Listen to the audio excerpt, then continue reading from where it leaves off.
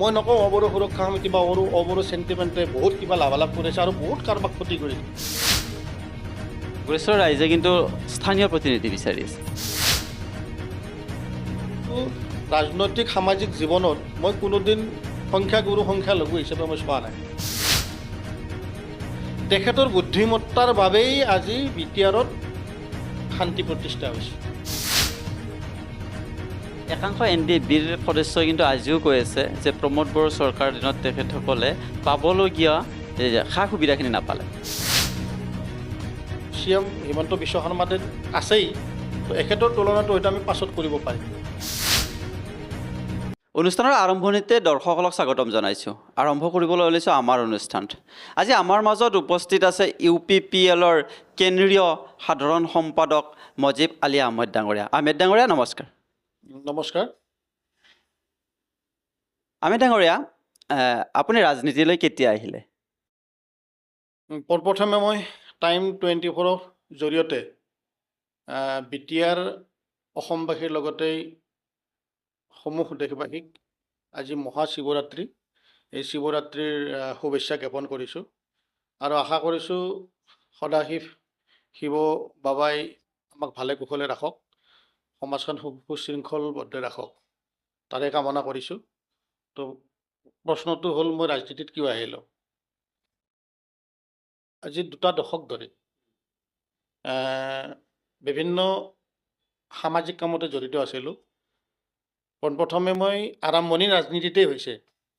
কলেজীয়া লাইফ শেষ কৰি 2005 চনৰ প্ৰথমটো BTC নিৰ্বাচনত মই খোজ পেলাইছিলোঁ ৰাজনীতিতে। তেতিয়া কোনো ৰাজনৈতিক দলত নাছিলোঁ।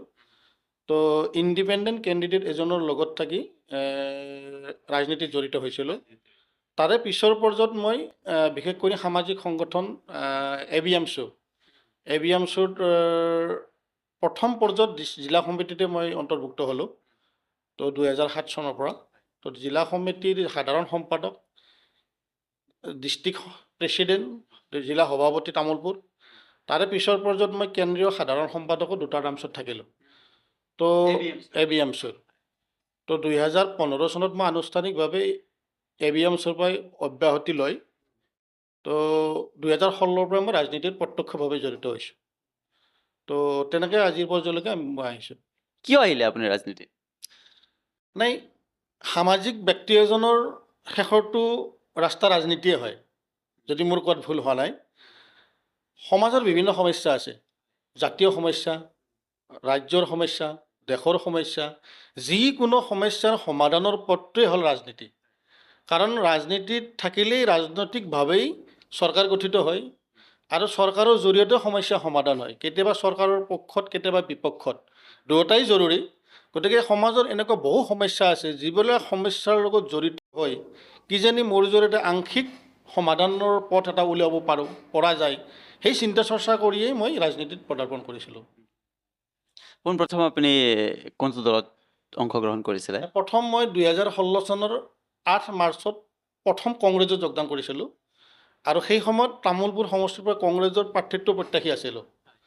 কিন্তু হঠাৎ ৰাজনীতিলৈ অহাৰ পাছতেই মাৰ্চতেই অধিসূচনা জাৰি হৈছিল, কিন্তু মই প্ৰাৰ্থিত্ব নাপালোঁ। তেতিয়া ৰবীন বেলা বিশ্বাসে কংগ্ৰেছৰ পৰা তামোলপুৰত প্ৰতিদ্বন্দ্বিতা কৰিছিল। তো কংগ্ৰেছত মই 4 বছৰ থাকিলোঁ। প্ৰয়াত শব্দৰাম ৰাভা তেখেতে যেতিয়া লোকসভাত প্ৰাৰ্থিত্ব পাইছিলে তেতিয়ালৈকে মই আছিলোঁ।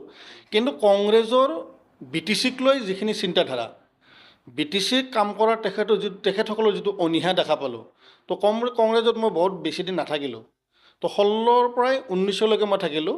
19ৰ পাছত মই এটা বছৰ বিজনেছত জড়িত থাকি 2020 চনত বৰ্তমানৰ UPPL-ৰ সভাপতি প্ৰাক্তন চিফ প্ৰমোদ বড়োদেৱৰ লগত একেদিনে একেলগে UPPL-ত মই যোগদান কৰিলোঁ। কংগ্ৰেছে কি BTCৰ জনসাধাৰণৰ ক্ষেত্ৰত উন্নয়নমূলক কোনো আঁচনি? কংগ্ৰেছে উন্নয়নটো যথেষ্ট কৰিছে, চৰকাৰ চলাইছে দীৰ্ঘদিন অসমত, ভাৰতবৰ্ষত। তো BTCক লৈ তেখেতসকলৰ এটা সুকীয়া চিন্তাধাৰা আছিল। প্ৰয়াত মুখ্যমন্ত্ৰী তৰুণ গগৈদেৱে সেই সময়ত অশান্ত জৰ্জৰ BTC যিটো পৰিৱেশ, এই পৰিৱেশটো কণ্ট্ৰল কৰাৰ কাৰণে সেই সময়ত BTCৰ যিখন চৰকাৰ প্ৰতিষ্ঠা হৈছিল হাগ্ৰামা মহিৰীদেৱৰ নেতৃত্বত, সেই চৰকাৰখনক টোটেলি এৰি দিছিল। তেখেতে এলায়েন্সত লৈ BPF-ক সমূলি এৰি দি ইয়াত কোনো সাংগঠনিক কাম কাজ কংগ্ৰেছে কৰা নাছিল, যাৰ বাবে সাংগঠনিকভাৱে আজি পৰ্যন্ত দুৰ্বল। আজিৰ দিনতো কংগ্ৰেছ ইয়াত ঠন উঠিব পৰা নাই। মূলতঃ তৰুণ গগৈদেৱে হাগ্ৰামা মহিলাক বিশ্বাস কৰি এলায়েন্সত BPF-ক এৰি দিছিল। গতিকে কংগ্ৰেছৰ অৱস্থা আজিৰ দিনতো শোচনীয়, আৰু সম্ভৱতঃ আৰু কিছু বছৰলৈকে কংগ্ৰেছে ইয়াত উত্থান ঘটাব নোৱাৰিব। বৰ্তমান আপুনি UPPL-ৰ কেন্দ্ৰীয় সাধাৰণ সম্পাদক।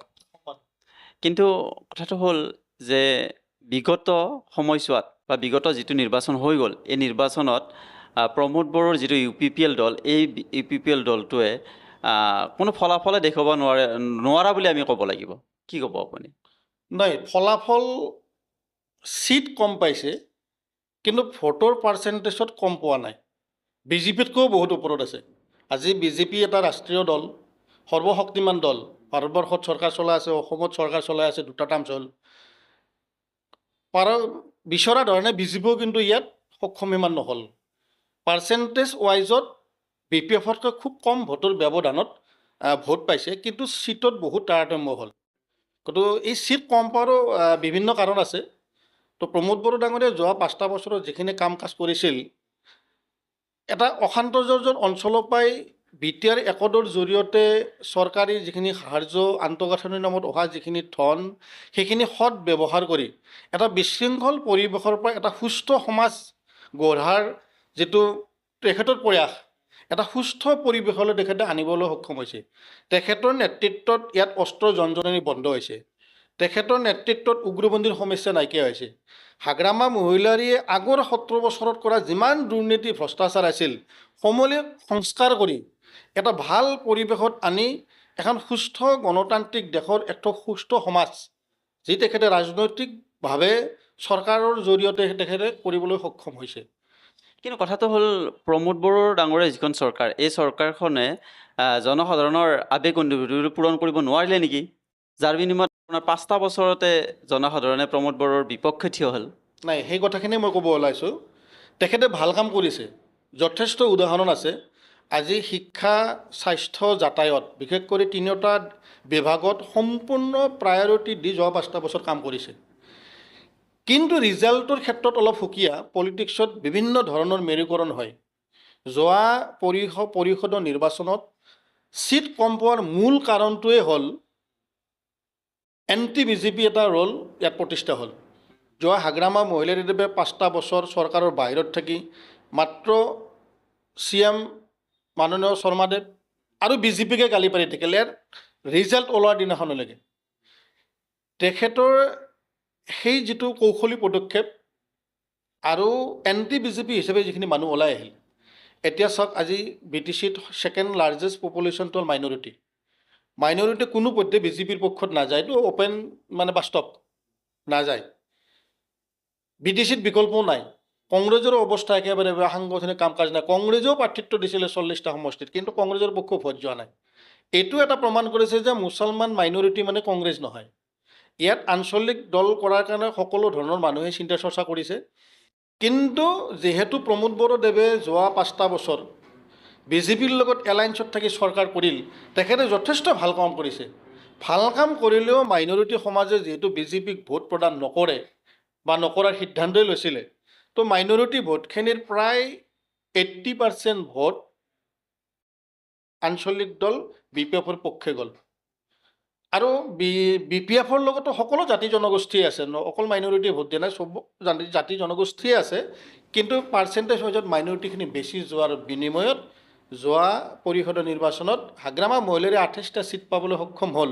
আৰু ভাল কাম কৰা স্বত্বেও মানুহৰ ইচ্ছা আছিল প্ৰমোদ বড়োক আৰু 5 বছৰ চলাব দিব। প্ৰমোদ বড়োদেৱে 26টা জাতি জনগোষ্ঠীৰ লগত এটা সুসম্পৰ্ক কৰি এখন বিশৃংখল সমাজৰ পৰাই একদম সুস্থ সমাজ গঢ়ালৈকে তেখেতে যৎপৰোনাস্তি চেষ্টা কৰিছিল আৰু সক্ষমো হৈছিল। তেখেতৰ দিনত যাতায়াত 2700 কিলোমিটাৰ ৰাস্তা বনাইছে যোৱা 5টা বছৰত। এনেকুৱা এখন স্কুল নাই BTC-ত যিখন স্কুলত প্ৰমোদ বড়ো চৰকাৰৰ অনুদান পোৱা নাই। স্বাস্থ্য যিবিলাক চিকিৎসালয় আগৰ তুলনাত যথেষ্ট ভাল হৈছে। আৰু তেখেতৰ যিটো কাম কৰাৰ যিটো স্পৃহা, তেখেতৰ যিটো বুদ্ধিমত্তা, ৰাজনৈতিক যিটো বিচক্ষণতা, তেখেতে ষ্টেট আৰু চেণ্ট্ৰেলৰ লগত যোগাযোগ কৰি যথেষ্ট আঁচনি আনিছে। BTR একতখনৰ প্ৰায় সংখ্যক দফা পূৰ্ণাংগ ৰূপ দিছে। আৰু BTRৰ জনতাই যোৱা দীৰ্ঘদিন যুগ যুগ ধৰি যি অশান্তিৰ আছিল, ভাতৃঘাতী সংঘাত, জনগোষ্ঠীয় কমিউনেল যিটো ভাইলেঞ্চ, পাৰস্পৰিক বুজাপৰাটো নাছিল, বড়োসকলৰো যথেষ্ট বড়োৰ মাজতে বড়ো লাগিছিল, NDFBৰ সমস্যা আছিল, সকলো সমস্যা দূৰ কৰি এক কথাত ক'বলৈ গ'লে ভাৰতীয় এজন নাগৰিকৰ যিখিনি সাংবিধানিক অধিকাৰ, এই অধিকাৰখিনি দিবলৈ তেখেতে সক্ষম হৈছে, প্ৰয়াস কৰিছিল আৰু সক্ষম হৈছে।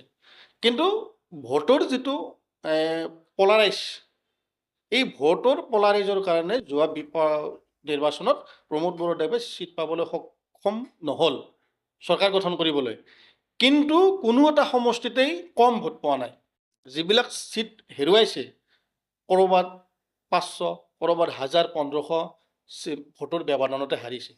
আপুনি কৈছে মাইনৰিটিয়ে মানে এণ্টি BJP এটা ৰোল ল'লে, যাৰ বিনিময়ত প্ৰমোদ বড়োৱে ভোট নাপালে। কিন্তু আপুনিতো মাইনৰিটি সম্প্ৰদায়ৰে এগৰাকী নেতা হয়, আপুনি কিয় প্ৰমোদ বড়োৰ লগত থাকিলে? চাওক, এইটো মই নহয়, কেইবাজনো আছে, বহুত আছে মাইনৰিটি ভোট নোপোৱাও নাই। মই পাৰ্চেণ্টেজৰ কথা কৈছোঁ। কিন্তু চাওক, কেতিয়াবা ভাল কাম কৰিছে, মানুহজনো ভাল, কিন্তু বহুত মানুহে বুজিও নাপায়। এতিয়া মানুহে প্ৰমোদ বড়ো ভাল, ৱেল এণ্ড গুড, কিন্তু BJPৰ লগত আছে। কিন্তু এইটোও নহয় BJPটো যে একদম এলাৰ্জি।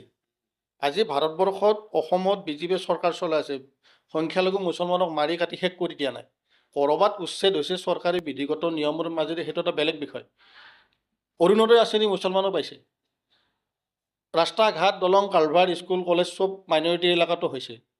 যিখিনি চৰকাৰী যাৱতীয় সুবিধা পাইছে, তথাপি যিহেতু BJPৰ এটা সুকীয়া এজেণ্ডা আছে, আৰু BJP পৰিচালিত হয় RSS, বিশ্ব হিন্দু পৰিষদ লগত জড়িয়তে, আৰু BJPৰ গৰিষ্ঠ সংখ্যক নেতৃত্বত থকা ব্যক্তিয়ে এটা এণ্টি মুছলিম ছ'চাইটি বনোৱাৰ কাৰণে মিডিয়া বা সভা সমিতিত অপেনলি কৈ থাকে। মানুহৰ এটা শংকা আছে, থাকিব, মোক ভাল পায়, মই আপোনাক ভাল পাওঁ, কিন্তু কিছুমান আইডিঅ'লজিত আমি মিলিব নোৱাৰোঁ। তো তেনেকুৱা এটা চিন্তা চৰ্চা কৰিয়ে BJP থকাৰ কাৰণে মাইনৰিটি সমাজ গৰিষ্ঠ সংখ্যক নাথাকিল। কিন্তু মই জানো Pramod Boro is a good man. Pramod বড়োদেৱেই এজন ব্যক্তি যিজনে BTRত শান্তি প্ৰতিষ্ঠা কৰিবলৈ সক্ষম হৈছে।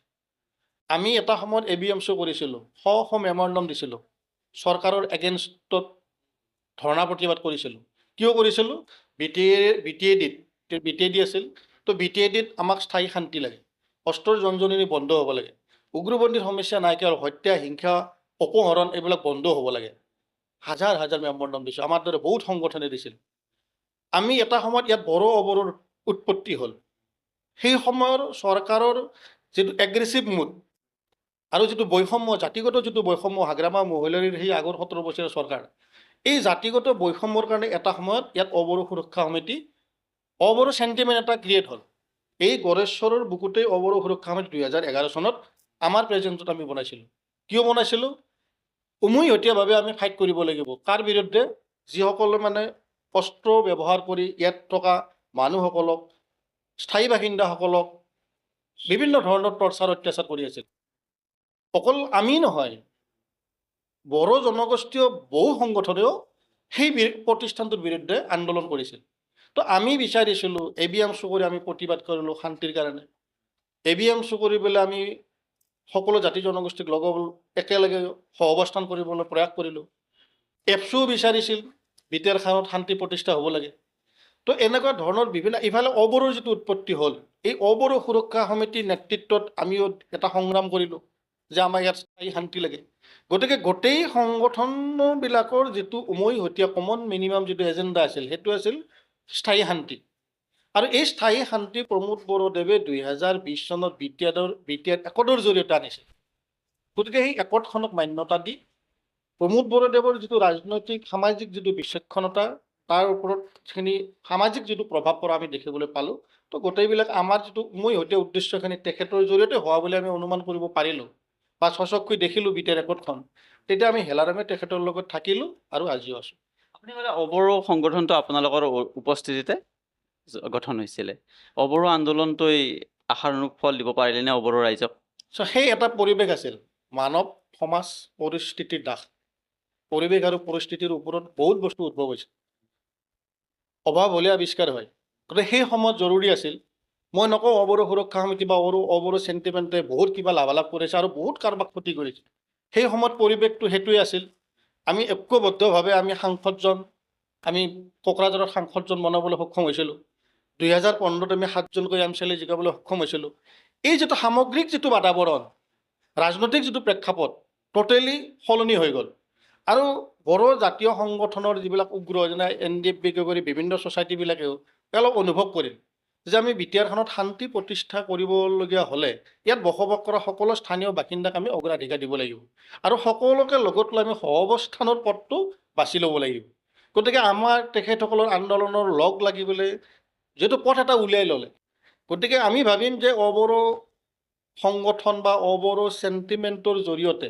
আৰু এপচুকে ধৰি বড়ো জাতীয় সংগ্ৰামী একাংশৰো যিটো একেই উদ্দেশ্যত একেলগে ওলাই আছিল দুয়োটা মিক্সাৰ হৈ এটা পথ মই ভাবোঁ ওলাইছে তাত অবৰো চেণ্টিমেণ্ট বা অবৰো সংগঠনৰো নিশ্চয় তাত গুৰুত্ব প্ৰভাৱ পৰিছে দুয়োটা বস্তু মিলাৰ কাৰণে যদি আমি নলালোঁ হয় কিজানি নিমিলিল হয় এটা সময়ত গাঁও কৰ্তন কৰিবলৈ ইয়াৰ পৰা ওলাই যাব লৈছে আজি গড়েশ্বৰৰে চিল্কিজাৰ বামুণজাৰে দুটাকৈ পৰিষদীয় নিৰ্বাচনত ভোট বৰ্জন কৰিছিল তাত অবৰো সুৰক্ষা সমিতিৰ পূৰ্ণকান্ত মহন্ত ৱাৰ্কিং প্ৰেচিডেণ্ট তেখেতক আমি বনাইছিলোঁ তেখেতে আত্মসজাগ দিবলৈও ৰেডি হৈছিল ব্ৰিটিছক মানি লোৱা নাছিল সেই পৰিৱেশটো মই ভাবোঁ নাইকিয়া হৈছে যাৰ কাৰণে আজি সকলো উভয় চব জনগোষ্ঠীয়ে কোচ কলিতা দাস মাইনৰিটি আদিবাসী বাগানীয়া বড়ো কছাৰী চব মিলি আজি সহাৱস্থান কৰাৰ কাৰণে সকলোৱে আগবাঢ়ি আহিছে সমগ্ৰত বিধানসভা নিৰ্বাচন 2026ত আহি আছে আৰু এই বিধানসভা নিৰ্বাচনত আপুনি গড়েশ্বৰ সমষ্টিৰ পৰা প্ৰতিনিধিত্ব কৰিব বুলি আমি গম পাইছোঁ আপুনি কেনেধৰণৰ প্ৰস্তুতি আগবঢ়াইছে হয় মোৰ এটা পৰিকল্পনা আছিল যিহেতু ৰাজনীতিত সোমাইছোঁ নিশ্চিতভাৱে এইটো থাকিবই প্ৰায় সকলোৰে থাকে মই তামোলপুৰ সমষ্টিত 2016তো আপোনাক ক'লোঁ বিচাৰিছিলোঁ 2021ত সম্ভৱ নহ'ল এলায়েন্সত থাকিলে ভাবিছিলোঁ এইবাৰ মই আগভাগ ল'ম কিন্তু তামোলপুৰ সমষ্টিটো যোৱা কিছুদিন আগত এছটিকৰণ কৰিলে আৰু নতুনকৈ সমষ্টি তামোলপুৰৰ পৰা এটা পাৰ্ট আৰু ৰঙিয়া সমষ্টিৰ পৰা এটা পাৰ্ট BTCৰ ভিতৰত থকাখিনি কাটি আনি এটা নতুন সমষ্টি বনালে আৰু এই সমষ্টিটো আমি যথেষ্ট কাম কৰিছোঁ সামাজিক সংগঠনত থাকি অন্যান্য ছ'চাইটিসকলৰ লগত থাকি পেলাই আমি কাম কৰিছোঁ প্ৰতিটো অঞ্চল চুবুৰীৰ লগত আমাৰ এটা সুসম্পৰ্ক আছে আৰু মোৰ ঘৰ কুমাৰীঘাটাৰো এটা পাৰ্ট যিহেতু গড়েশ্বৰতে সোমাই গ'ল একেবাৰে নিয়াৰেষ্ট কুমাৰীঘাটা নাগৰিজুলি সোৱাগপুৰ এইবিলাকৰ লগত আমাৰ মধুৰ সম্পৰ্ক আছে ইয়াত জাতি জনগোষ্ঠীৰ কথা নাই ধৰ্মৰ কথা নাই আমি যিটো সময়ত য'ত যি অভাৱ অনুভৱ কৰিছিলোঁ আমি তাতে সোমাই পৰিছিলোঁ গতিকে সকলো সৰ্বস্তৰৰ মানুহৰ লগত এটা সুসম্পৰ্ক আছে যেতিয়া আৰু দীৰ্ঘদিন এই অঞ্চলত থাকিয়ে যেতিয়া আমি কাম কৰিলোঁ কোনটো জনগোষ্ঠীৰ কি অভাৱ কি অভিযোগ বা ডেভেলপমেণ্টৰ ফালেদিও যদি চাওঁ আজি ৰঙিয়া পাৰ্টত গড়েশ্বৰ থকা কাৰণে গড়েশ্বৰ তামোলপুৰৰ তুলনাত বহুত পিছ পৰি আছে ইয়াত ৰাস্তা ঘাটৰ অৱস্থা বেয়া ডাঙৰ ডাঙৰ অনুষ্ঠানটো বাদেই দিলোঁ আজি কলেজৰ কথা গড়েশ্বৰ কলেজৰ ক্ষেত্ৰতে আপোনালোকে চাওক আপোনালোকে নিজে স্থানীয় বাসিন্দা ইয়াত আজি তামোলপুৰ হেডকোৱাৰ্টাৰ হ'ল ইয়াৰ আগত বাক্সা হেডকোৱাৰ্টাৰ আছিল গড়েশ্বৰৰ পৰা বাক্সাত যাব লাগিলে 300 kilometre up down Baihata Chariali Rangia হৈ যাব লগা আছিল ৰাস্তা ঘাট বেয়া দলং বেয়া আজি তামোলপুৰ হেডকোৱাৰ্টাৰ হ'ল জিলাৰ আজিলৈকে ভাল ৰাস্তা এটা চিধা কৰি যাব পৰা ৰাস্তা নহ'ল আপোনালোকৰ জনাবলৈ পাই মই সুখী হৈছোঁ মাননীয় জলেন দৈমাৰী তামোলপুৰৰ বিধায়ক তেখেতৰ নেতৃত্বতেই এইবাৰ তামোলপুৰ গড়েশ্বৰ চক DC অফিচৰ সন্মুখেৰে বালাবাৰী হৈ আমাৰ গড়েশ্বৰৰ ৰাস্তাটো আছামমালাত সোমাই দিয়া হৈছে কাম আৰম্ভ হ'ব আমাৰ নাওকাটাৰে মেডিকেল কলেজ তামোলপুৰ সেইখনৰ সন্মুখেৰে নাওকাটালৈ ৰাস্তাটো আছামমালাত সোমাই গ'ল এইটো জলেন দৈমাৰীক আমি কৃতিত্ব দিবই লাগিব তো তেখেতৰ নেতৃত্বত এইটো হৈছে বিধায়কজন থকাৰ কাৰণে আমি পাইছোঁ যদি ৰঙিয়া সমষ্টিৰ বিধায়কজনে ইয়াত গুৰুত্ব দিলেহেঁতেন গড়েশ্বৰ আজি ইমান পিছ পৰি নাথাকে গড়েশ্বৰ বাক্সা অবিভক্ত বাক্সাৰ আটাইতকৈ উল্লেখযোগ্য আৰু ভাল এটা ডাঙৰ টাউনশ্বিপ যদি আমি টাউন দেখুৱাব লগা হয় গড়েশ্বৰখনে এখন টাউন হয় কিন্তু গড়েশ্বৰক ৰঙিয়া সমষ্টিয়ে বহুত বছৰ পিছ পেলাই থৈ দিলে গতিকে এই সমস্যাসমূহ যদি আমি সমাধান কৰিব লগা হয় আমি ইয়াত নেতৃত্ব দিব লাগিব মই দিব লাগিব আপুনি দিব লাগিব আৰু কোনোবা দিব লাগিব এক্সয়জত কোনোবা দিব লাগিব এতিয়া গড়েশ্বৰ নামাকৰণৰ নতুন সমষ্টি হ'ল এই সমষ্টিটোত যিহেতু দীৰ্ঘদিন কাম কৰি আছোঁ আৰু সমস্যাবোৰ চকুৰ আগত আমাৰ ভাহি আছে এই সমস্যাসমূহ সমাধান কৰাৰ অৰ্থে মই এইবাৰ ইচ্ছা কৰিছোঁ UPPL দলৰ পৰা প্ৰাৰ্থিত্ব বিচাৰি মই নিৰ্বাচনত প্ৰতিদ্বন্দ্বিতা কৰিম। যদি দলে দিয়ে বা মোৰো যদি অংকত মিলে সমষ্টিটোৰ পৰা প্ৰতিদ্বন্দ্বিতা কৰি মই জয়ী হ'ব পাৰিম, এটা আত্মবিশ্বাস যিহেতু মোৰ জন্মিছেই, তো দলে যদি ইয়াত প্ৰক্ষেপ কৰে নিশ্চিতভাৱে এই সমস্যাৰ অশান্ত জৰ্জৰ এলেকাবিলাকত শান্তি প্ৰতিষ্ঠা কৰা, শিক্ষা স্বাস্থ্য যাতায়াতৰ প্ৰতি অগ্ৰাধিকাৰ দি বিশেষ কৰি ভূটানৰ বৰ্ডাৰত থকা আমাৰ এটা সুন্দৰ আমাৰ এটা ভাল পিকনিক স্পট আছে, তাক যদি আমি অলপ ভালদৰে বনাব পাৰোঁ, অসমৰ বিভিন্ন প্ৰান্তৰ পৰা মানুহ আহিব, ইয়াত মানুহ অহা পৰিৱেশটো আমি তৈয়াৰ কৰিব লাগিব। গতিকে এনেকুৱা ডেভেলপমেণ্টৰ চিন্তা চৰ্চা কৰিয়ে মই পাৰ্টিৰ পৰা প্ৰাৰ্থিত্ব বিচাৰিছোঁ। যদি সঁচাকৈ দিয়ে আৰু গড়েশ্বৰ ৰাইজেও যদি বিচাৰে মই বিধায়ক হ'লে নিশ্চয় কাম আহিব, তো নিশ্চিতভাৱে প্ৰতিদ্বন্দ্বিতা কৰিবলৈ সাজু আৰু দলে বিশ্বাস আছে দলে দিব। গড়েশ্বৰ ৰাইজে কিন্তু স্থানীয় প্ৰতিনিধি বিচাৰি আছে। নাই, গড়েশ্বৰ স্থানীয় সমষ্টিৰে স্থানীয় লাগে। এতিয়া গড়েশ্বৰ টাউনৰ হ'ব লাগে বুলিতো আৰু কথা নাই, হ'লে ভাল, কিন্তু গড়েশ্বৰ এতিয়া মই য'ত মোৰ বাসস্থান সেইটো মই গড়েশ্বৰ নাগৰিজুলি সমষ্টিৰ ভিতৰত পৰে গোপীনাথপুৰ, সেইটো গড়েশ্বৰ সমষ্টিতে পৰিছে। তো মোৰ ভোটটো ইয়াত নাই যেনিবা, মোৰ আগৰ যিটো বাসস্থান মোৰ পাৰ্মানেণ্ট আছিল তামোলপুৰৰ পৰা অলপ ভিতৰত, মোৰ পাৰ্মানেণ্টটো তাত, প্ৰেজেণ্ট এড্ৰেছটো মোৰ গড়েশ্বৰ সমষ্টিয়ে হয়। গতিকে সমষ্টিৰ ভিতৰত হ'লেই হ'ল। যিহেতু আপুনি গড়েশ্বৰ সমষ্টিতে মানে প্ৰাৰ্থিত্ব বিচাৰিছে, গড়েশ্বৰ সমষ্টিৰ প্ৰধান সমস্যা কি বুলি ভাবে আপুনি? মই ক'লোৱে শিক্ষা যাতায়াত এই দুটাই প্ৰধান। মই গোটেই চুকে কোণে ঘূৰিছোঁ। আপুনি UPPL দলত থাকিলে, বিগত 5 বছৰ UPPL দলৰ চৰকাৰ চলিছিলে হা, কিন্তু এতিয়া কথা হ'ল এই দলৰ চৰকাৰ যেতিয়া চলি আছিলে যাতায়াত আৰু শিক্ষাৰ ক্ষেত্ৰত কোনো ব্যৱস্থা নল'লে নেকি? লৈছে, যথেষ্ট লৈছে। এতিয়াও আমি দেখাই দিব পাৰোঁ। এইমাত্ৰ আমি বনোৱা ৰাস্তাৰে আহিছোঁ। আপুনি কথাৰ মাজতে উল্লেখ কৰিলে গড়েশ্বৰ মহাবিদ্যালয়ৰ কথা, তো দলটোৱে গড়েশ্বৰ মহাবিদ্যালয়ৰ ক্ষেত্ৰত কেনে পদক্ষেপ লৈছিল? প্ৰমোদ বড়ো ডাঙৰীয়াই ইয়াৰ পৰাই কলেজৰ ষ্টাফক মাতি দিছে, স্বয়ং মই সন্মুখত আছিলোঁ, কথা পাতিছে, অনুদান দিছে। বাকী যিবিলাক স্কুল আছে স্কুলবিলাকৰ জৰাজীৰ্ণ অৱস্থাটো ধুনীয়াকৈ তাত ৰিপেয়াৰিঙৰ ব্যৱস্থা কৰিছে, নতুন নতুন মডেল টাইপত অনুদান দিছে, তেখেতে কৰিছে। কিন্তু তেখেত আছিল এখন কাউন্সিলৰ চিফ, কাউন্সিলত ইমান বিশাল পুঁজিও নাথাকে, কিন্তু অলপ তেখেতৰ বুদ্ধিমত্তাৰ কাৰণে ষ্টেট আৰু চেণ্ট্ৰেলৰ লগত কথা পাতি যথেষ্ট অনুদান আনিছে। গুডউইল মিছনৰ জৰিয়তে গড়েশ্বৰ প্ৰান্তে প্ৰান্তে ৰাস্তা হৈছে, কিন্তু আগৰ তুলনাত যিহেতু ডিপ্ৰাইভ কৰি ৰাখিছিল, 5টা বছৰত ইমান সম্ভৱো নহয়। যথেষ্ট ৰাস্তা ইয়াত হৈছে, আমি পইণ্ট টু পইণ্ট ক'ব পাৰিম। ইয়াত কলেজ স্কুলবিলাকত অনুদান পাইছে। আজি মেডিকেলৰ লাইনটো খুব যথেষ্ট ভাল। আজি নাগৰিজুলি হওক, বাঙালীপাৰাই হওক, গড়েশ্বৰেই হওক, আগৰ তুলনাত বহুত ভাল হৈছে। কিন্তু প্ৰধান যিখিনি সমস্যা, এতিয়া ধৰক গাছবাৰীৰ পৰাই বাঙালীপাৰালৈকে ৰাস্তাটো আজিৰ দিনতো শোচনীয়। এই ৰাস্তাটো কৰিব লাগিলে পুঁজিৰ বহুত জৰুৰী, বা বহুবাৰ প্ৰপ'জেল দিয়া হৈছে। গড়েশ্বৰ ৰেলৱে গেটৰ অভাৰব্ৰিজ, এইটো 2বাৰ প্ৰপ'জেল দিয়া হৈছে আমাৰ দলৰ পৰা। এই পদক্ষেপটো প্ৰমোদ বড়ো ডাঙৰীয়াই লৈছে। আজি হাইলেণ্ডত ধুনীয়াকৈ এটা ভাল পৰিৱেশ বনাইছে, বগামাটিৰ কাৰণে সুকীয়াকৈ স্কিম দিয়া হৈছিল। হৈছে, আগৰ তুলনাত বহুত হৈছে, কিন্তু 5 বছৰত গোটেই সম্ভৱ নহয়। মই ক'লোৱেই, তামোলপুৰৰ বিধায়কে গড়েশ্বৰৰ লগত সংযোগ কৰাৰ কাৰণে 2টাকৈ প্ৰধান ৰাস্তা দিছে, সেইটোতো আমি শলাগ ল'ব লাগিব। প্ৰমোদ বড়োই যথেষ্ট চেষ্টা কৰিছে, 5টা বছৰ আৰু পাব লাগিছিল, কিন্তু তেখেতে নোৱাৰিলে। এতিয়াও যিহেতু সুযোগ সুবিধা আছে, আজি যদি গড়েশ্বৰৰ পৰা আমি MLA জন জয় কৰাব পাৰোঁ UPPLৰ পৰাই, নিশ্চিতভাৱে এই কথাখিনি দিছপুৰৰ লগত কথা পাতি, প্ৰমোদ বড়োদেৱৰ যিহেতু চেণ্ট্ৰেলৰ লগত খুব ভাল, তেখেতে নিশ্চয় এইটো কৌশলী এটা পদক্ষেপ লৈ এইখিনি সমস্যা সমাধান কৰিব পাৰিব। UPPL দলটো আন দলৰ লগত এলায়েন্সত থাকিবনে অনাগত নিৰ্বাচনৰ সময়ত? ইতিমধ্যে আমাৰ দলীয় সভাপতিয়ে বিভিন্ন অনুষ্ঠানত মিডিয়াৰ জৰিয়তে প্ৰকাশ কৰিছে, এতিয়ালৈকে এলায়েন্স আছে দিল্লী আৰু দিছপুৰত। আমাৰ এজন কেবিনেট মন্ত্ৰী আছে, 2জন সাংসদ দিল্লীৰ আছে, BTCত নাই। প্ৰমোদ বড়োদেৱ, মই আগতেই কৈছোঁ, খুব ৰাজনৈতিকভাৱে এজন বিচক্ষণ আৰু পৰিপাটিভাৱে কাম কৰা ব্যক্তি, উচ্ছৃংখল মনোভাৱত নহয়। হয়, তেখেত ওলাই আহিবই লাগিছিল। আজি তেখেতৰ ঠাইত যদি হাগ্ৰামা মহিলাৰী হ'লহেঁতেন, লগে লগে ওলাই গ'লহেঁতেন। এইটোও কথা পাতি আছে, গাদ্দাৰী নকৰে, সময় আহিছে, কিন্তু বাৰে বাৰে এটা কথা কৈছে, আমি 15টা সমষ্টিতেই আমি নিৰ্বাচন খেলিম BTCৰ ভিতৰত, বাহিৰতো আমি যজা চলাই আছোঁ 4-5টা সমষ্টিত প্ৰাৰ্থিত্ব দিম। আমাৰ দলৰ কৰ্মীক তেখেতে নিৰ্দেশ দিছে, কোনো এলায়েন্সৰ কথা ভাবিব নালাগে, কাম কৰিব লাগে। 20 তাৰিখৰ আগত আপোনালোকে নিশ্চিতভাৱে গম পাব। মই নকওঁ যে এলায়েন্স ভংগ হ'ব, মই নকওঁ যে এলায়েন্সতে থাকিব।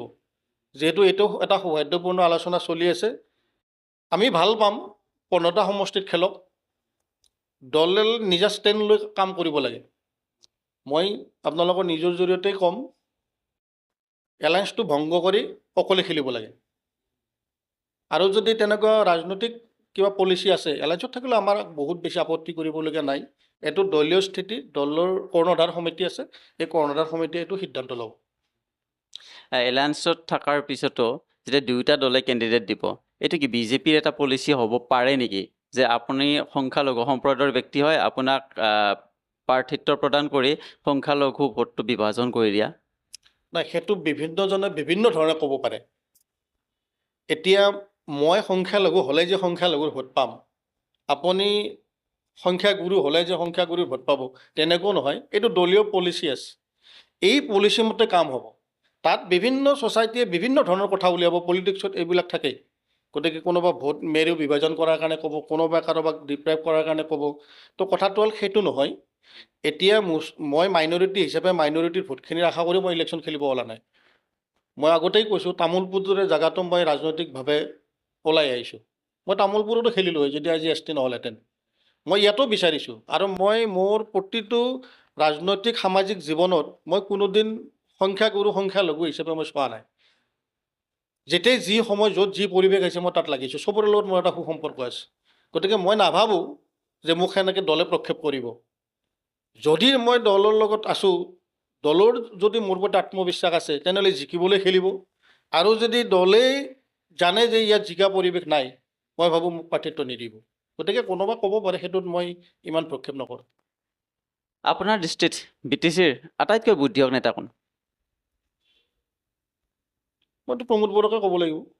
তেখেতৰ বুদ্ধিমত্তাৰ কাৰণেই আজি আপচুৰ পৰা আহি, আপচুৰ লগত থাকি 19টা বছৰ সংগ্ৰাম কৰি কৰি সেই বেয়া পৰিৱেশৰ পৰা ভাললৈকে আনিছে। নিশ্চয় তেখেতৰ বুদ্ধি এটা আছে।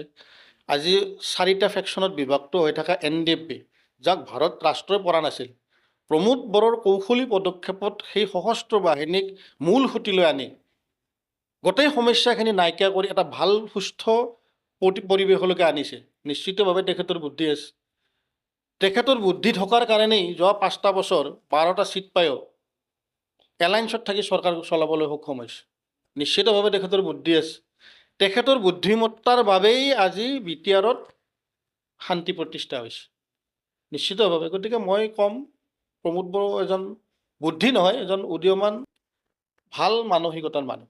একাংশ NDFBৰ সদস্যই কিন্তু আজিও কৈ আছে যে প্ৰমোদ বড়ো চৰকাৰৰ দিনত তেখেতসকলে পাবলগীয়া সা সুবিধাখিনি নাপালে। হয়, অভিযোগ থাকিবই, মানুহ মাত্ৰেই অভাৱ থাকিবই। মই আগতেই কৈছোঁ যে এনেকুৱা তেখেতৰ হাততো আলাউদ্দিনৰ চাকি নাই, একেদিনে সমস্যা সমাধান কৰি দিব। ভাৰত ৰাষ্ট্ৰৰ লগত এটা চুক্তি হৈছে, সেই চুক্তি অনুযায়ী যিখিনি প্ৰাপ্য মই ভাবোঁ সেইখিনি দিছে, আৰু কিছু আছে কৰণীয়। মই তেখেতৰ প্ৰেজেণ্টত বহুদিন কথা পাতিছোঁ। ex-NDFB সকলৰ সমস্যা বহুত আছে। আমিও বিচাৰোঁ যে ৰাজনৈতিক মেৰপেচত এই সশস্ত্ৰ বাহিনীক মূল সুঁতিলৈ অহাৰ পিছত ৰাজনৈতিক মেৰপেচত ফচাই ৰাখিব নালাগে। যিখিনি পাইছে ভাল, আৰু যিখিনি পাবলৈ বাকী আছে সেইখিনিও কৰিব লাগে। কাৰণ এটা সময়ত হিত চিন্তা কৰিয়েই অস্ত্ৰ লৈছিল হাতত, আৰু ভাল চিন্তা কৰিয়েই অস্ত্ৰ সম্বৰণ কৰি ঘূৰি আহিছে। গতিকে এই সমস্যাটো সমাধান হ'ব লাগে। যিখিনি আধৰুৱা বাকী আছে তেখেতে যৎপৰোনাস্তি চেষ্টা চলাই আছে। ভাৰত ৰাষ্ট্ৰৰ লগত, ৰাজ্য চৰকাৰৰ লগত যথেষ্ট তেখেতে কথা পতা মই নিজে আছোঁ। তো তেখেতে পাতিছে, চেষ্টা কৰি আছে। মই ভাবোঁ যিখিনি আছে তো সেইখিনি সম্ভৱতঃ তেখেতৰ দিনতো কৰিব পাৰিব বুলি মোৰ এটা বিশ্বাস আছে। আপোনাৰ দৃষ্টিত হাগ্ৰামা মহলাৰী কেনেকুৱা নেতা? হাগ্ৰামা মহিলাৰীদেৱৰ কথাটো আপোনালোকে চবেই জানে। তেখেতৰ ৰূপ দুটা। তেখেতে মিডিয়াৰ আগত বা ৰাইজৰ আগত যিখিনি কথা কয় সেইটো এটা বেলেগ ৰূপ, আৰু ভিতৰত তেখেতৰ এটা বেলেগ ৰূপ। তেখেতৰো যথেষ্ট কৌশলী পদক্ষেপ, তেখেতৰো বুদ্ধি আছে। নহয় তেখেতৰ এটা সশস্ত্ৰ সংগ্ৰাম কৰি তাত ছাকচেছ হৈ BTC একৰ্ড কৰি আকৌ ইয়াত চৰকাৰ প্ৰতিষ্ঠা কৰি 17 বছৰ মাজত 5 বছৰ বাদ দি আকৌ তেখেতে আছে। তেখেতৰো নিশ্চয় ৰাজনৈতিক বিচক্ষণতা আছে, কিন্তু তেখেতৰ যিখিনি চিন্তাধাৰা, এই তেখেতৰ ৰাজনৈতিক সিদ্ধান্তবিলাকৰ বাবে, একপক্ষীয় নীতিৰ বাবেই তেখেতৰ এই জাতিগত বৈষম্যৰ বাবেই ইয়াত অশান্তি হৈ আছিল। তেখেতৰ বৈষম্যৰ বাবেই ইয়াত অবৰোধ সৃষ্টি হৈছিল। গতিকে তেখেতৰ কথাবিলাক অলপ সুকীয়া। তেখেতে বহুত কিবা কিবি ভাবি নাচায়। তেখেত দলীয় কৰ্মীসকলক বৰ বেছি সন্মান দিয়া মই দেখিবলৈ পোৱা নাই। আৰু এখন বিশৃংখল সমাজ চলাই ভাল পায়। আপোনালোকে দেখিছে সিদিনা 5টা বছৰ ইয়াত এটাও গুলি নুফুটিল, এটাও ধৰ্ণা প্ৰতিবাদ নহ'ল। কিন্তু হাগ্ৰামা মহিলাৰী চৰকাৰ অহাৰ লগে লগেই যিখন BTCৰ ছেক্ৰেটাৰিয়েটত আবেলি আৰু ৰাতিপুৱা মৰ্ণিং ৱাক আৰু ইভিনিং ৱাক কৰিবলৈ মানুহ গৈছিল, অ'পেন আছিল, তাত এতিয়া বেৰিকেড লাগিছে। পুলিচে অফিচ টাইমত বাহিৰে বেলেগক সোমাব নিদিয়ে। আজি কোকৰাঝাৰ চহৰৰ ইমান এটা শান্তি শীতল পৰিৱেশ, তাত মানুহৰ আৰু শংকা জাগিছে। তাত এটা ঘটনাৰ আলম লৈ মাইনৰিটি আৰু বেংগলীৰ মাজত সিদিনা এটা ক্লেছ হৈ গ'ল, য'ত মছজিদতো পাথৰ মাৰিলে, দোকান ভাঙিলে, স্কুলীয়া ল'ৰা ছোৱালী বাছ জ্বলালে। তাতো যিটো পদক্ষেপ ল'ব লাগিছিল তেখেতে গুৰুত্ব নিদিলে। আজি সৰু এটা কথাৰ কাৰণে, ভুল বুজাবুজিৰ বাবে আদিবাসী আৰু বড়োৰ মাজত এটা ক্লেছ হৈ গ'ল। তাতো যিখিনি পদক্ষেপ ল'ব লাগিছিল তাৎক্ষণিকভাৱে আমি লোৱা নেদেখিলোঁ। তেখেতে এটা কথা কয় ইয়াত তৃতীয় পক্ষ আছে, এটা কথা কয় যে ল' এণ্ড অৰ্ডাৰ মোৰ হাতত নাই। তো এনেকুৱা কিছুমান কথা বাৰ্তাৰ কাৰণে মানুহৰ সন্দেহো জাগে। আৰু আমিও কোনোবা নহয় কোনোবা জেগাত তেখেতক বেয়া পা বুলিয়ে ক'ব লাগিব। তো আমি তুলনা কৰি চালোঁ যে যোৱা 5টা বছৰ প্ৰমোদ বড়ো আৰু আগৰ সত্ৰতাটো বাদেই দিলোঁ, বৰ্তমান যিটো চৰকাৰৰ যিটো ভূমিকা, তো সন্দেহজনক। আমি নিবিচাৰোঁ। কিন্তু বৰ্তমান সময়ত হাগ্ৰামা মহিলাৰ BPF দলটো এই গুৰেশ্বৰ সমষ্টিত এক শক্তিশালী স্থিতিত আছে। আপুনি ভৱিষ্যতে এই শক্তিশালী স্থিতিক প্ৰতিহত কৰিব পাৰিবনে? একদম 100%। তাত কি শক্তি আছে আমি জানো। হাগ্ৰামা মহিলাৰ হাতত কিন্তু দুগৰাকীকৈ MCLA আছে। MCLA দুজন কি পৰিৱেশ আৰু পৰিস্থিতিত জয়ী হৈছে সেইটো আমি ৰাজনীতিৰ লগত জড়িত ব্যক্তি হিচাপে আমি জানো। মই অলপো ভয় খোৱা নাই। ইয়াত বিশ্বজিৎ দৈমাৰী খেলিব বুলিও শুনি আছোঁ। তেখেত খেলিলেও মই ভয় খাবলগীয়া নাই, আমি ভয় খাবলগীয়া নাই। তেখেতে বিশ্বজিৎ দৈমাৰী আজি দীৰ্ঘদিন ৰাজনীতিত আছে। তেখেত সাংসদ হৈছে, তেখেত বিধায়ক তামোলপুৰত হ'ল, এবাৰতে হাৰিল, যোৱাবাৰ ভেৰগাঁৱৰ পৰাই হ'ল, পানেৰীৰ পৰা। তো এইবাৰ মন মেলিছে ইয়াত। বিশ্বজিৎ দৈমাৰীয়ে ইচ্ছা কৰিলে গড়েশ্বৰকে আদি কৰি এই অঞ্চল জাকত জিলিকা কৰিব পাৰিলেহেঁতেন। তেখেত ছেকেণ্ড CM হৈ আছে বৰ্তমানো। যোৱা 5টা বছৰততো বাদে দিলোঁ, আগতো একো নকৰিল। বিশ্বজিৎ দৈমাৰী গুৰুত্ব দিয়া নাই নেকি গড়েশ্বৰ অঞ্চলটো? কোনো গোটেই দিয়া নাই। দিলেতো আজি এই ৰাস্তা এনেকুৱা হৈ নাথাকে। কি ডাঙৰ অনুষ্ঠান এটা আনিছে সেইটো আপোনালোকে চাওক। লেখত ল'বলগীয়া গড়েশ্বৰ এই অঞ্চলত কি কৰিছে কওক। তেখেত আজি অসম বিধানসভাৰ এজন অধ্যক্ষ, পাৰিলে আমি ক'ব লাগিলে ছেকেণ্ড CM। তেখেতে যথেষ্ট কৰিব পাৰিলেহেঁতেন, কিন্তু গড়েশ্বৰত তেখেতে নকৰিল। এতিয়া BPF-এ 2টা MCLA পাইছে। MCLA দুজন কেনেকৈ জিকিছে সেইটো আমি জানো। বহুত বেছি ডিফাৰেঞ্চত জিকা নাই। এই হাগ্ৰামা মহিলাৰ মই প্ৰথমতে যিটো ক'লোঁ, তো গড়েশ্বৰটো কেনেকৈ জিকিছে আপোনালোকে জানেই। কয়মাৰীলৈকে BJP জিকি আছিল, সেইটো পাত পোৱাৰ লগে লগে মহেশ্বৰ বসুমতাৰী জয়ী হ'ল। আৰু BPF-ৰ সাংগঠনিক ষ্ট্ৰাকচাৰ বহুত দুৰ্বল, সাংগঠনিকভাৱে বহুত শক্তিশালী নহয়। এটা BPF হ'ল ওপৰত চলি থকা এটা দল, ওপৰে ওপৰে চলি আছে। এটা ৱেভ যদি ভাল আহে ৰিজাল্ট ভাল হ'ব, ৱেভটো যদি বেয়া হয় ৰিজাল্ট বেয়া হ'ব। গতিকে ভয় খাবলগীয়া আমাৰ বৰ বিশেষ একো নাই। স্বাধীনতাৰ পিছৰ পৰা বৰ্তমান সময়লৈ আপুনি কোনগৰাকী মুখ্যমন্ত্ৰী শ্ৰেষ্ঠ বুলি ভাবে? শ্ৰেষ্ঠটো বেলেগ বেলেগ ছাইডত প্ৰত্যেকেই শ্ৰেষ্ঠ। আজি আমি সৰু প্ৰয়াত হিতেশ্বৰ শইকীয়াদেৱ, তেখেতৰ এটা অগ্নিগৰ্ভা পৰিস্থিতিৰ মাজত CM হৈছিল। তেখেতৰ যথেষ্ট কাম কৰিছে। তাৰে পিছৰ পৰ্যায়ত আমি দেখিছোঁ প্ৰফুল্ল কুমাৰ মহন্তদেৱ, তেখেতৰ যিটো জটিল এটা সন্দিক্ষণত কম বয়সত মূৰ পাতি লৈছিল, তেখেতৰ এটা সময়ত তেখেতে ভাল কামেই কৰিছে। প্ৰয়াত তৰুণ গগৈদেৱো এই আলফাকে আদি কৰি NDP BLT যি অশান্তিময় জৰ্জৰ এটা সময়, সেই স্পৰ্শকাতৰ সময়টোত তেখেতে মুখ্যমন্ত্ৰী হ'ল, তেখেতো ছাকচেছ। আৰু বৰ্তমানৰ মুখ্যমন্ত্ৰীৰ কথাটো আপোনালোকে জানেই কি ধৰণৰ কাম কৰি আছে। তেখেত বহুত বিখ্যাত আৰু বহু সময়ত প্ৰখ্যাত, দুয়োটাই তেখেত আছে। গতিকে শ্ৰেষ্ঠ বুলি কোৱাৰ লগে লগে প্ৰয়াত হিতেশ্বৰ শইকীয়াদেৱ, আৰু আমি দেখা হিচাপত প্ৰয়াত তৰুণ গগৈদেৱ। এই দুজনকে মই শ্ৰেষ্ঠতাৰ মৰ্যাদা মই দিম আৰু যিহেতু এতিয়াও CM হিমন্ত বিশ্ব শৰ্মাদেৱ আছেই তো এখেতৰ তুলনাটো হয়তো আমি পাছত কৰিব পাৰিম। শেষত আপুনি গুৰেশ্বৰৰ ৰাইজক কি ক'ব? মই গৰেশ্বৰবাসীক এইটোৱে খুব বিনম্ৰতাৰে আহ্বান জনাম, যোৱা 5টা বছৰৰ যিখিনি কাম কাজ আৰু প্ৰমোদ বৰদেৱৰ যিটো ৰাজনৈতিক বিচক্ষণতা, অদূৰ ভৱিষ্যতত BTC-বাসীৰ বাবে প্ৰমোদ বড়োৰ প্ৰয়োজন আছে। গতিকে প্ৰমোদ বৰদেৱৰ নেতৃত্বত থকা UPPR-ৰ লগত গৰেশ্বৰবাসী অন্তত এইবাৰ থাকিব লাগে। তেখেত এজন ভাল মানুহক শাসনৰ গাদীত বহাব পাৰিলেহে আমি ফল আশা কৰিব পাৰোঁ। বিগত দিনত গৰেশ্বৰক প্ৰতিনিধিত্ব কৰিছিল ৰঙে আমি কি দিছে দেখিছোঁ। আগ্ৰামা মহিলাৰীয়ে 17 বছৰ আৰু বিশ্বজিৎ দৈমাৰী বিবেহৰবাহী BJP 10 বছৰ। এই 10 বছৰত কি কৰিছে আমি দেখিছোঁ। গতিকে প্ৰমোদ বড়ো এজন সুস্থ মানসিকতাৰ এজন বিচক্ষণিক নেতা। গতিকে মই গৰেশ্বৰবাসীক লগতে সমগ্ৰ BTR-বাসীক মই অনুৰোধ জনাম যে ভয় আৰু শংকাৰ কোনো প্ৰয়োজন নাই। BJP থাকক নাথাকক, BJP আমাৰ কাৰণে বহুত এলাৰ্জি নহয়, বহুত কিবা ভয়ংকৰ বস্তু নহয়। গতিকে প্ৰমোদ বৰদেৱে যাৰে লগত নাথাকক কিয়, প্ৰমোদ বৰদেৱৰ পাৰদৰ্শিতা আৰু কাম কৰাৰ যিটো ষ্টেমিনা, এই দুটাৰ ওপৰত চালি জাৰি চাই আগন্তুক বিধানসভা নিৰ্বাচনত গোটেই BTR-বাসীয়ে প্ৰমোদ বৰদেৱৰ UPPR-ৰ লগত থাকিব লাগে। অনুষ্ঠান আমি শেষ কৰিব লাগিব, আমাৰ সময় হৈ আহিছে। আজি আমাৰ মাজত উপস্থিত আছিলে গুৰেশ্বৰৰ সম্ভাৱ্য প্ৰাৰ্থী মজিব আলী আহমদ ডাঙৰীয়া। তেখেতৰ আগন্তুক দিনৰ তেখেতৰ যি মনৰ ইচ্ছা, এই ইচ্ছা পূৰণ হোৱাৰ বাবে আমি কামনা কৰিছোঁ। ধন্যবাদ।